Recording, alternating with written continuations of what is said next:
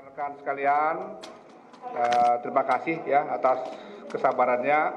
Saya tahu sudah dari pagi menunggu, tapi tadi sebagaimana kami sudah rencanakan kegiatan kami, jam 10 tadi kami menyerahkan dan menyampaikan ya laporan lengkap dari Komnas HAM, ditambahkan ada laporan yang khusus dari Komnas Perempuan kepada tim sus dan Bapak Kabar Eskrim sebagai pimpinan penyidik yang disaksikan juga oleh Bapak Kabak Intelkam dan beberapa pejabat utama Mabes Polri lainnya.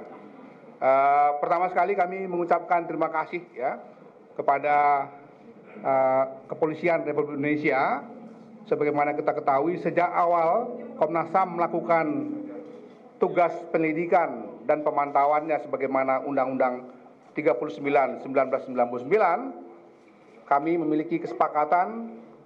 Yang pertama adalah kesepakatan untuk keterbukaan dan akuntabilitas. Yang kedua, kesepakatan untuk Komnas HAM ini diberikan aksesibilitas ya. Jadi peluang diberikan kepada kami untuk meminta mendapatkan informasi apa saja yang kami butuhkan terkait dengan pengungkapan kasus Brigadir Joshua ini. Dan tentu saja kami juga pada waktu itu menyampaikan posisi Komnas HAM sebagai lembaga negara di bidang hak asasi manusia, yaitu posisi imparsial. Itu sebabnya kami waktu itu memang tidak masuk ke dalam tim sus, lebih karena pertimbangan-pertimbangan imparsialitas atau yang dalam bahasa sehari-hari independensi itu. Nah, dalam beberapa minggu terakhir pekerjaan kami sebagai Komnas HAM sudah kami selesaikan. Nanti secara khusus lebih mendalam Pak Anam setelah konferensi pers ini akan melanjutkan dengan konferensi pers yang lebih khusus menjelaskan temuan-temuan Komnas HAM sekaligus rekomendasinya. Tapi izinkan dalam kesempatan ini kami menyampaikan poin-poin umum tadi ya. Jadi terima kasih kami karena sebagai mitra kerja Komnas HAM, Kepolisian Republik Indonesia telah menunjukkan satu kinerja yang sangat baik, tidak saja kepada Komnas HAM-nya dengan tadi prinsip-prinsip akuntabilitas, transparansi dan aksesibilitas itu, tapi juga kepada publik. Sehingga di awal-awal kita tahu bagaimana kasus ini membuat kebingungan di masyarakat karena adanya disinformasi, adanya alat-alat bukti dan lain-lain yang dihilangkan, yang kemudian kami sebut itu sebagai obstruction of justice.